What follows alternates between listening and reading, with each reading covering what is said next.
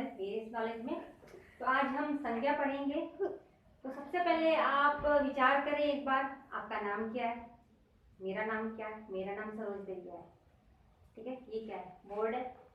आपके पास क्या है? पेन है, कॉपी है। तो हर चीज़ का कोई ना कोई नाम है। तो दुनिया में जितने भी चीज़ हैं जिससे हम किसी की पहचान करते हैं वो नाम होता है। उस नाम से हम उसकी पहचान करते हैं तो नाम कहलाता है संज्ञा। संज्ञा है वो कोई ना कोई नाम होता है। संज्ञा शब्द बना किससे है? सम प्लस ज्ञा बना संज्ञा। अर्थात सम सम्यक से, सम्यक अर्थात सम्यक ज्ञान। सम्यक ज्ञान जिस नाम से आपको किसी भी चीज का संपूर्ण ज्ञान हो। हाथी, हाथी कह रहे हैं हम, आपको अपने आप इमेजिन हो जाएगा। हाथी एक बहुत विशालकाय प्राणी होता है, लंबी सूंड होती है, 4 पैर होते हैं। तो बस आपको नाम से उस चीज का पहचान हो जाता है। तो यही है कि संज्ञा क्या कहलाता है? किसी भी चीज का नाम। संज्ञा को हम परिभाषा के रूप में लें तो संज्ञा की परिभाषा होगी किसी व्यक्ति, वस्तु, प्राणी अथवा भाव के नाम को संज्ञा कहते हैं। देखिए यहाँ पर भी आ रहा है नाम। तो संज्ञा के मुख्य रूप से 3 भेद हम शुरू से पढ़ते आए हैं, छोटी क्लासेस से पढ़ रहे हैं कि संज्ञा के 3 भेद होते हैं। कौन कौन सा? पहला है व्यक्तिवाचक संज्ञा। व्यक्तिवाचक, अब व्यक्ति के अंतर्गत ये नहीं कि सिर्फ व्यक्ति का ही नाम आएगा। कोई भी विशेष व्यक्ति, जैसे नरेंद्र मोदी हो गए, अमित शाह हो गए, लाला लाजपत राय हो गए, तो कोई भी नाम होना चाहिए, विशेष होना चाहिए।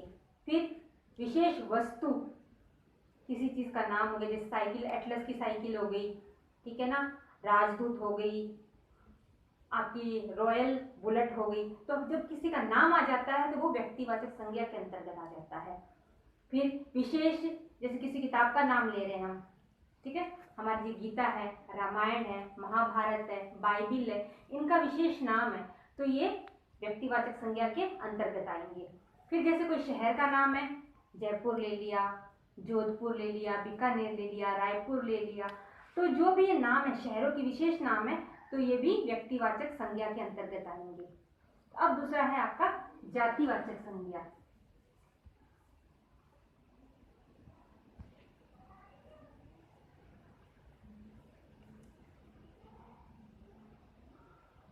जातिवाचक संज्ञा, जातिवाचक संज्ञा के अंतर्गत क्या होता है कि किसी भी प्रकार के प्राणियों, वस्तुओं, सभी के समान भाव, मतलब जो सभी के बारे में बताता हो, किसी ग्रुप के बारे में बताता हो, किसी समूह के बारे में बताता हो, तो वो जातिवाचक संज्ञा के अंतर्गत आता है।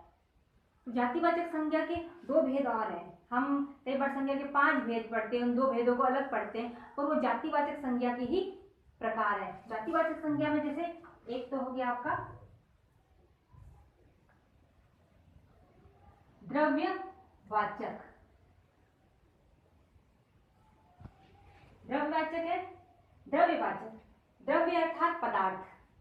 जितनी भी चीजें आप याद रखेंगे कि जो भी चीज हमें प्रकृति से मिलती है, चाहे वो पेड़ पौधे हो, लकड़ियां हो, सोना हो, चांदी हो, दूध हो, आलू हो, तो जो भी हमें प्रकृति से मिलती है वो सारे के सारे द्रव्यवाचक संज्ञा के अंतर्गत आएंगे।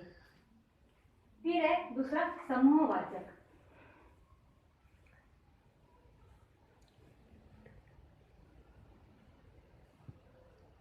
जहां पर किसी ग्रुप की बात की जाए, जब सभी के लिए समान भाव आ रहे हो, जैसे कि ग्रुप में यानी झुंड, फूलों का गुच्छा, चाबियों का गुच्छा, गट्ठर, लकड़ियों का गट्ठर, इस तरह की जो बातें आती है, शब्द आते हैं, तो वो सारे के सारे क्या कहलाएंगे?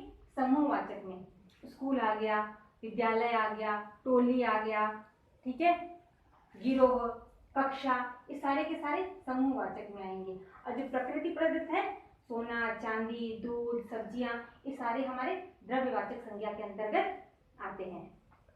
और जातिवाचक संज्ञा के अंतर्गत वो सारे आएंगे। जैसे हम किसी के लड़के का कह रहे हैं, कोई लड़का, क्लास में किसी बच्चे का, लड़के उठो, तो क्लास में बहुत सारे लड़के, कोई भी खड़ा हो सकता है।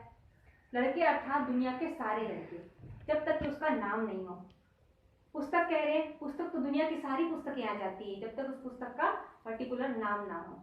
जब उस किसी भी चीज को जब उसका नाम मिल जाता है, उस नाम से उसकी विशेषता से उसकी पहचान होती है, तब वो व्यक्तिवाचक संज्ञा के अंतर्गत आते हैं। तो हम समझ चुके हैं व्यक्तिवाचक संज्ञा, जातिवाचक संज्ञा, और जातिवाचक संज्ञा के अंतर्गत ही द्रव्यवाचक संज्ञा और समूहवाचक संज्ञा भी होते हैं। अब तीसरा है भाववाचक संज्ञा।